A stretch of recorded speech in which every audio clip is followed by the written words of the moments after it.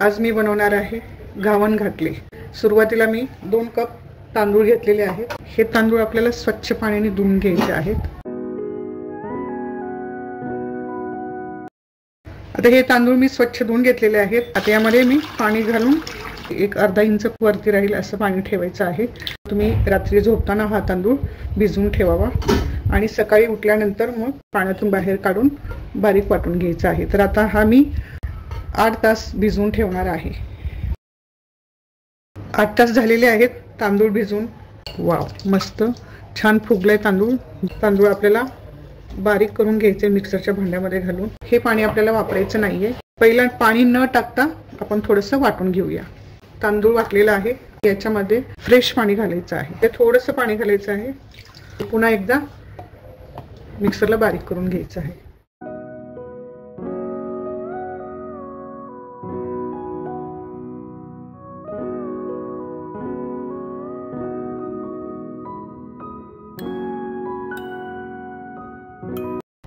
ओल्या नारळाचा किस 1 वाटी घ्यायचा आहे।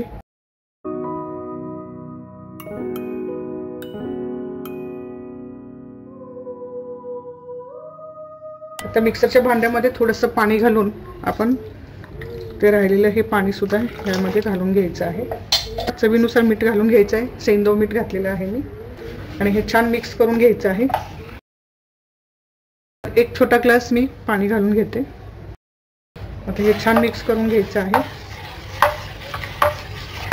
आता हे घावन बनवण्यासाठी किंवा त्याला धिरडे पण म्हणतात, घावन बनवण्यासाठी हे मिश्रण तयार आहे। तुम्ही बघू शकता। आता झाकण लावून 10 मिनिटं असंच ठेवूया।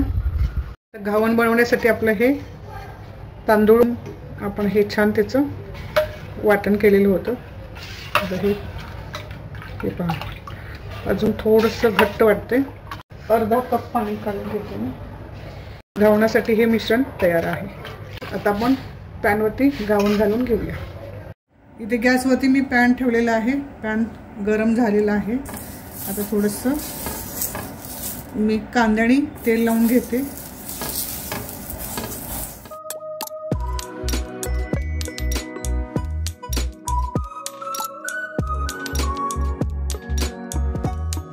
किती छान जाळी पडली तुम्ही बघू शकता। एकदम सुंदर जाळी पडलेली आहे। याला झाकण लावायची गरज नाहीये। वा, मस्त तुम्ही बघू शकता। बिलकुल चिकटलेलं नाहीये। एकदम सॉफ्ट, लुसलुशीत आणि जाळीदार असा हे घावन तयार आहे। पहा, मस्त। मी एका चाळणीवरती काढून घेणार आहे, कारण त्यातलं जे मॉइश्चर आहे ते निघून जातं आणि घावन चिकटत नाही। अशा प्रकारे हे घावन थंड करायला ठेवायचं आहे। प्रत्येक वेळी थोडंसं पॅनला तेल लावायचं, घालून घ्यायचं, गोल गोल फिरवत राहायचं।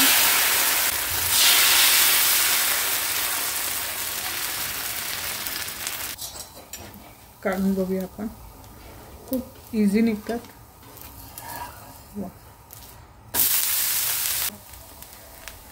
तुम्ही बनवल्यानंतर तुम्हाला ती रेसिपी कशी वाटली ते माझ्या कमेंट बॉक्समध्ये मला जरूर लिहा, कशी वाटली ते। माझा व्हिडिओ पूर्ण बघा आणि घरी नक्की ट्राय करा। आता मी ही काढून घेते।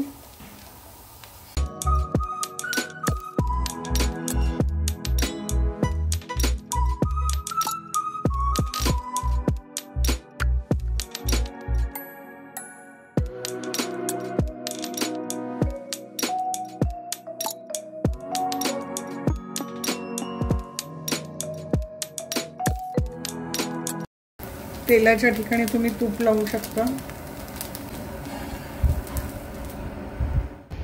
आता घावण्यासोबत आपल्याला घातले पाहिजे ओल्या नारळाचा किस घेतलेला आहे। ओले नारळ 3 घेतलेले आहेत।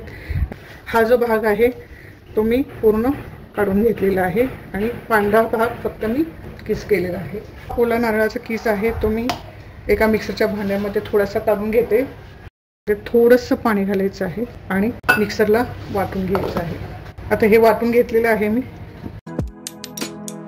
चाळणीमध्ये हे मिश्रण घालायचं आणि चांगलं गाळून घ्यायचं आपल्याला।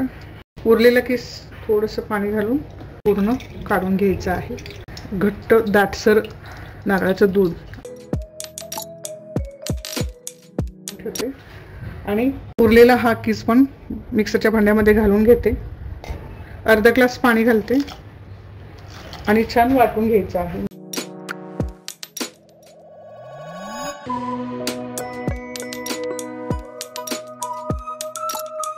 एकदम दाटसर दूध तयार आहे.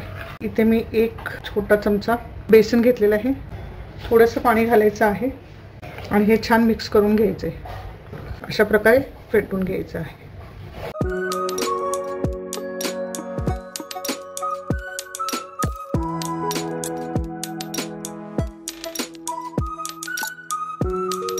आता हे छान ढवळून घ्यायचं आहे.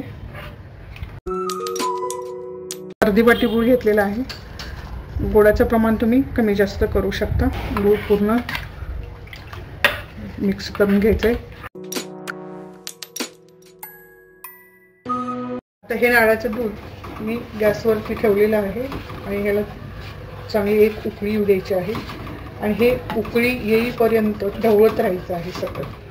सतत जर हलवलं नाही तर मग नारळाचं दूध ते फुटू शकतं.